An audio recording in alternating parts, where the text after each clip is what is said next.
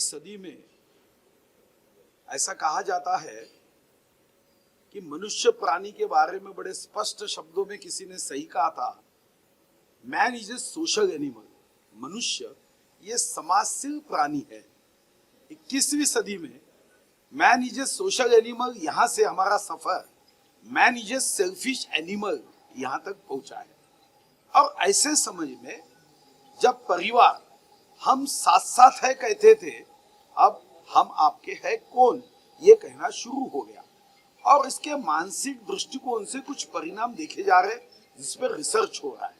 अपने देश में कभी भी डिप्रेशन की गोलियां कोई खरीदता नहीं था।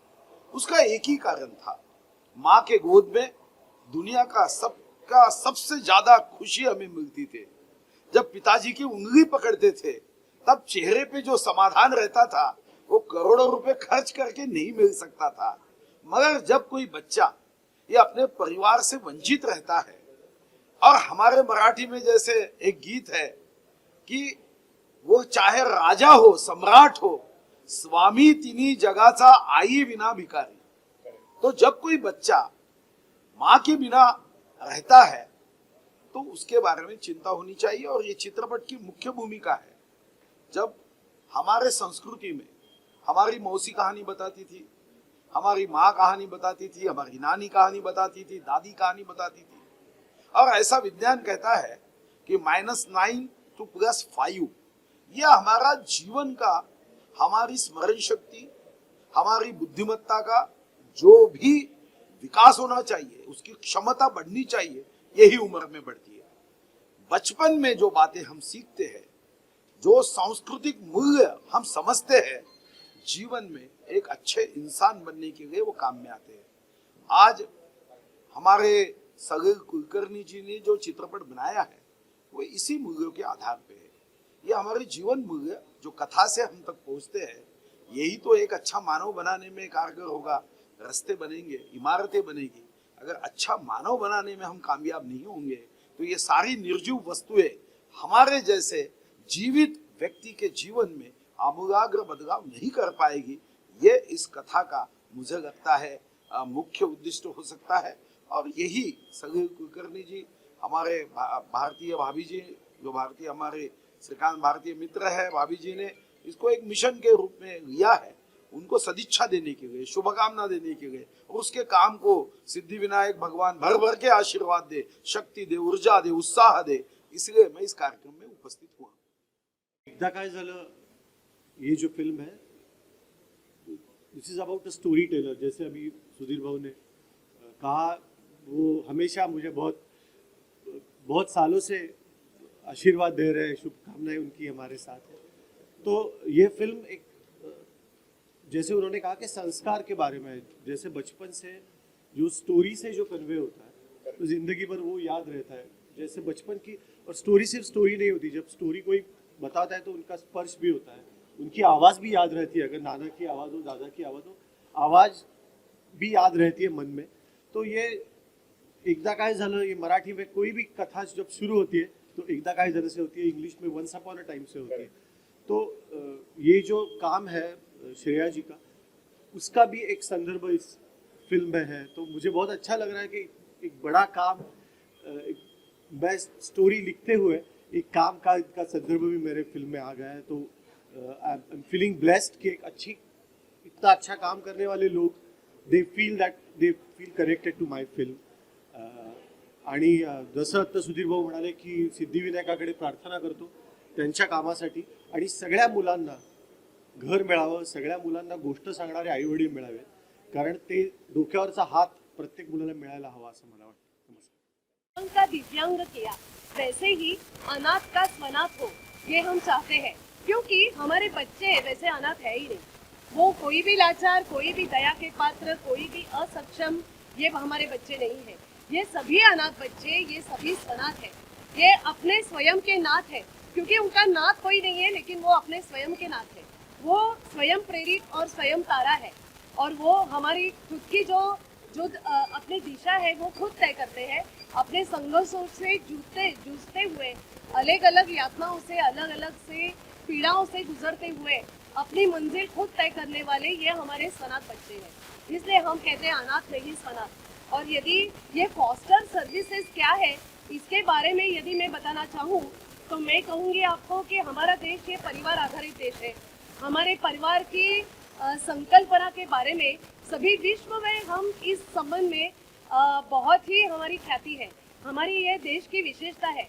लेकिन हमारे देश में ये परिवार आधारित सेवा जो है, जो अनाथ बच्चों के संबंध में है, जो संस्था में बहुत बड़े पैमाने पे बच्चे पाए जाते हैं, ये उन अनाथ बच्चों के संबंध में ये सेवा है.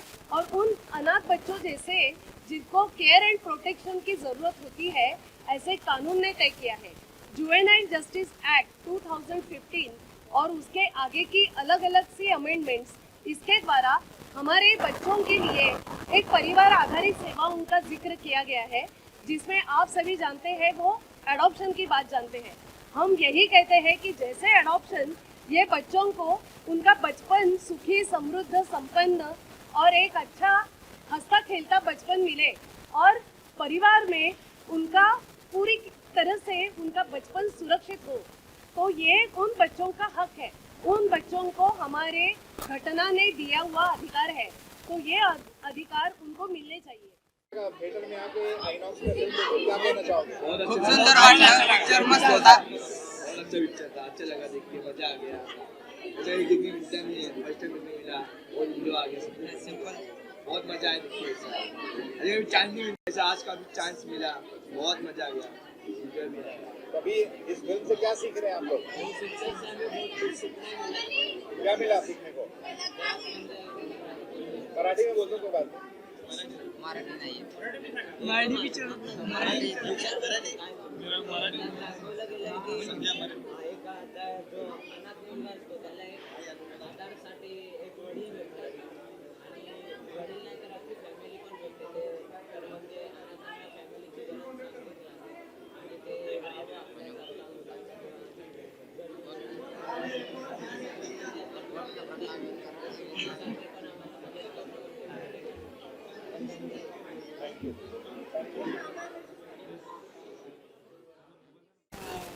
सत्तर से भी ऊपर बच्चे आज मूवी देखने आए हैं.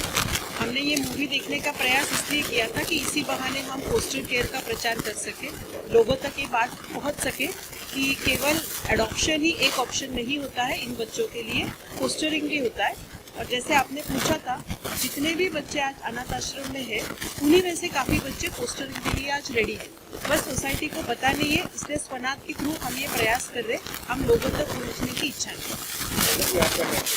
इसके ऊपर मेरा यही है कि इन बच्चों को ये फोस्टर केयर की सर्विसेज उस समय पे मिल नहीं सकी थी, कि उस समय अगर उन बच्चों को फोस्टरिंग मिली होती तो वो आज संस्था से निकले नहीं होते. तो इन बच्चों को हमारा मेन उद्देश्य ये भी कह सकते हैं कि ये मूवी दिखाने के माध्यम से कि वो बाकी अनाथ बच्चों के लिए इंस्पिरेशन बने कि मतलब हमको जो चीज़ नहीं मिली और कानून में अगर इसकी व्यवस्था है तो आप इस चीज़ का लाभ लें. क्योंकि इसमें स्वनाथ फाउंडेशन का बेसिकली 3 माध्यम से स्वनाथ फाउंडेशन काम करता है. एक कि जो गवर्नमेंट की बॉडी है, तो उन लोगों को हमें समझाना पड़ता है कि आपको कायदे के थ्रू ये बच्चों को दिया कैसे जाए. अब ये फोस्टर केयर कायदा तो आ गया, पर उसकी इम्प्लीमेंटेशन हो नहीं पाई क्योंकि लोगों ने इसको मतलब एक्सेप्टेंस नहीं हुआ था. तो हम गवर्नमेंट को एक सेंसिटाइज करके ये बच्चों को कैसे दिया जाए, यहाँ पे हम एक रूल प्ले कर रहे हैं. दूसरा, ये जो बच्चे हैं इनकी विलिंगनेस लगती है, इनका कंसेंट लगता है कि मतलब हाँ हम फोस्टर केयर में जा सकते हैं. तो ये जो ऑर्फन बच्चे, जो ये 18+ के जो आज 70 बच्चे 70+ बच्चे जो आए हैं, इनको हम एज अ इंस्पिरेशन इन बच्चों के लिए रखना चाहते हैं कि मतलब उनको बताएं कि संस्था में रहना कोई सोल्यूशन नहीं है. आगे जाके यही कि मतलब आपको अभी अगर परिवार मिलता है तो आप परिवार में जाइए, ये हमारा एक दूसरा एक्टिविटी आ जाता है। तीसरा हमारा मेजर रोल आ जाता है कि सोसाइटी में जिनको अडॉप्शन मतलब पता है, बट अडॉप्शन में वेटिंग टाइम बहुत बड़ा है, मतलब 4-5 साल लग जाते हैं, तो उनको पता ही नहीं है कि फोस्टर केयर सर्विसेज करके भी कोई एक जरिया है जिसके थ्रू वो टेम्पररी पेरेंटिंग कर सकते हैं। तो सोसाइटी में अवेयरनेस क्रिएट होगी कि टेम्पररी पेरेंटिंग क्या है, हम वो बताना चाह रहे हैं कि मतलब कम समय के लिए खाला बच्चे के लिए आप बच्चे को लाओ, अगर आप 5 साल तक बच्चे को अपने परिवार में रखते हैं तो आप उसको परमानेंट प्लेसमेंट के थ्रू अडॉप्शन में कन्वर्ट कर सकते हैं। तो ये ऑल्टरनेटिव सोल्यूशन टू अडॉप्शन है, तो हमारा यही है इसके ऊपर।